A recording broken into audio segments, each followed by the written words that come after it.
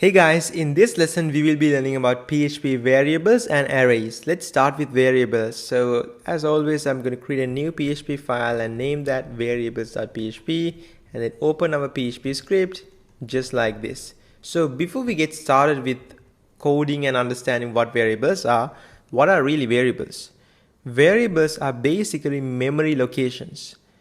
In your website, if you want to store some kind of a value, or in your backend, not just the website, in your backend, if you want to store some kind of a value, let's say you want to store the user's last logged in time, or you want to store the user's email address, or the user's first name and the last name. If you want to store that kind of a value, or else, let's say, for example, the color theme of the website.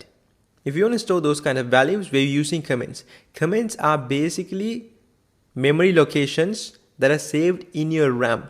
When you're running Google Chrome, the reason why Google Chrome is having that increasing usage of your random access memory, the RAM, is because of all these specific little things like variables and all these things combined.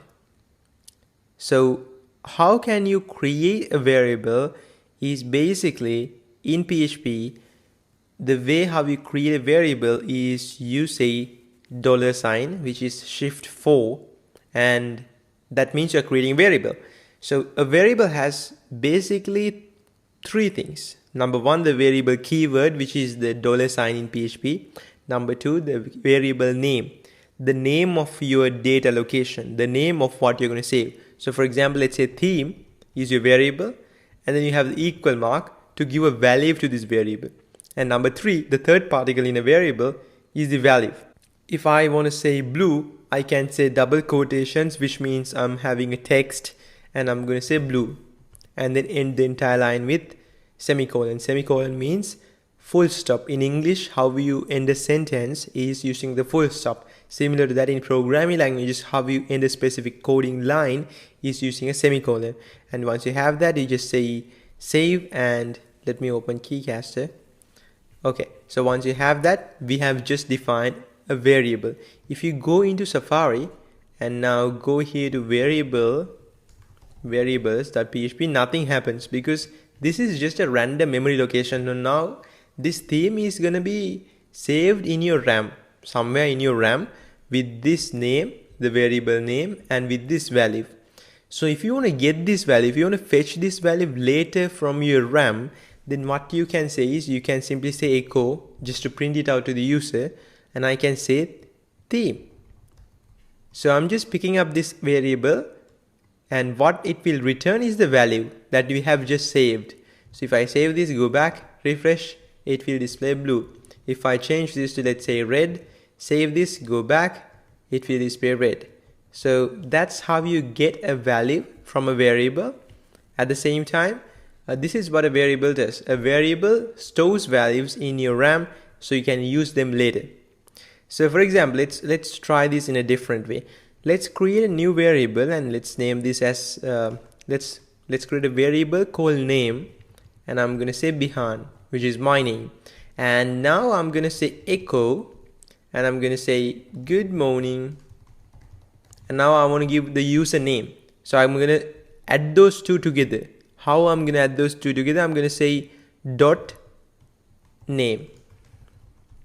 What did I just do here? Echo is the keyword on PHP to print something out to your web browser, and then I'm just adding this good morning text, and then dot means that is how you combine a normal text with either a variable or another normal text. So this is just equivalent to the plus sign. In PHP, it's not the plus sign, it's just dot. Dot means you add those two together. So good morning dot, and then the variable name. Now what should this display? This should display good morning Bihan. Let's check it out. I'm going to save, and as you can see, it displays good morning Bihan. So that's how you in reality use a variable. This is the data, and this is how you use that variable. Let's say you want to change this name later on. We can simply say, no, it's not Bihan, it was a mistake, it's Brian. So once you have that, now this latest value is going to change in your RAM, and now this will display good morning Brian. Yeah, and within this space it will be behind still, and then change it to Brian and then display good morning Brian. Now that's variables in PHP. What are arrays in PHP? An array means, let's say you want to store different models of cars or different makes. Let's say you want to store Tesla, Toyota, BMW, Jaguar all together. If you want to store them all together, you cannot do that in a variable, because a variable can only have one value. If you want a variable to have multiple values, that's not called a variable, that's called an array. So if you want to store multiple values together, then you will be using an array in PHP. How can you create an array? Let's try to go ahead and do that. Let me try to create a new PHP page and say arrays.php.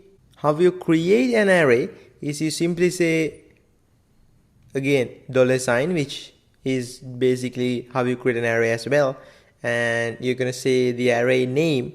This time I'm going to simply say cars and then equal mark, just like a variable, but wait.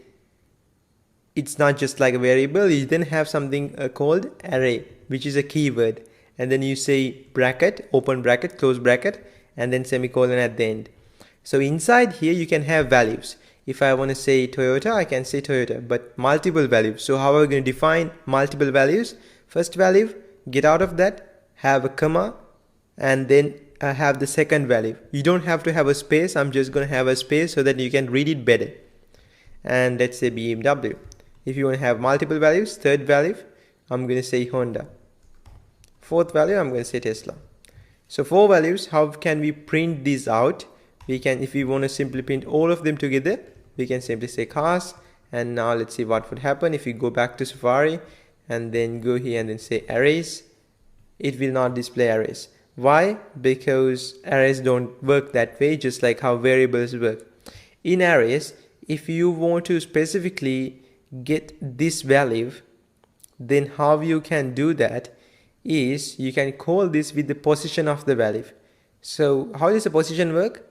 This is the first value, this is the second value, third value, fourth value. Unfortunately, no. Actually, that's not. In arrays, your position starts from 0.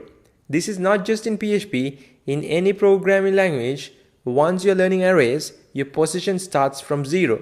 So Toyota is in the 0th position, BMW is in the first position, Honda is in the second position, Tesla is in the third position. And if you want to get Toyota, how you're going to say is you're going to access the 0th position value. So how you can do that? You cannot print an entire array just like this. As you can see, it just gave you an array. If you want to print an entire array, you have to use loops, which we have not learned yet. So we're going to skip that for now. If you want to get a specific value though, you can simply say cars, which is the array name, and then open square bracket, close square bracket, and within the square bracket define the position of the data that you want to get. For example, if you want to get Toyota, you're going to say 0, which is the first element in the 0th position. If you save this, get back into Safari, refresh, it says Toyota. If you want to get BMW, you're going to say 1, and now it says BMW. Let's say you want to get the 100th element, but unfortunately we don't have the 100th element. So what would happen? Nothing really happens. Actually, you get an error. It won't just get displayed here, and then after anything else you write just after this error, they won't be executed in PHP. So that's also a good thing to remember. So don't make errors. And that's how you basically identify how to get the value of an array. How can you update a value? So let's say we don't need Tesla anymore. We just are, this is all full gasoline cars. So we want to have another gasoline car. So how you can update an array is you can simply say cars is equal to, and now it's not array because then we will be creating a new array. So if you want to remove the Tesla value and then have a new value, we're going to say cars and then open square bracket, close square bracket. Within this, what is the value we want to update? I'm going to say I'm going to say Tesla 0, 1, 2, 3. So 3, third position, and I'm going to say the new value is let's say Porsche. I am Not sure whether I spelled that correct. I surely did not. And I'm not sure how you're going to spell that. Maybe just cut that part. Don't have that. Let's have a different name. Let's say Lotus, which is a pretty old brand, but anyways. So we have that, and once we have that, we're just going to say echo cars at the third position, and let's now see the difference. Even here, let's echo the third position and save this. So now this Tesla should change into Lotus. So if you go back, refresh, as you can see, Tesla did change to Lotus. How can you fix this issue? Well, two things. You can either have a BR just like this in HTML, so that would be fixed. Alright, so that's how you can fix the issue, and as you can see, that issue has been fixed. So that's pretty much it. And arrays, you have the elements, this is how you print the elements, and this is how you get the element. Oh, almost one thing I forgot is how can you delete a specific element. So if you want to delete a specific element, you're simply saying unset, and you're going to say array name, which is cars, and then the element position. If you want to delete let's say Toyota, you're going to say 0, and then the 0 data will be deleted, and what happens then is BMW becomes 0. Alright,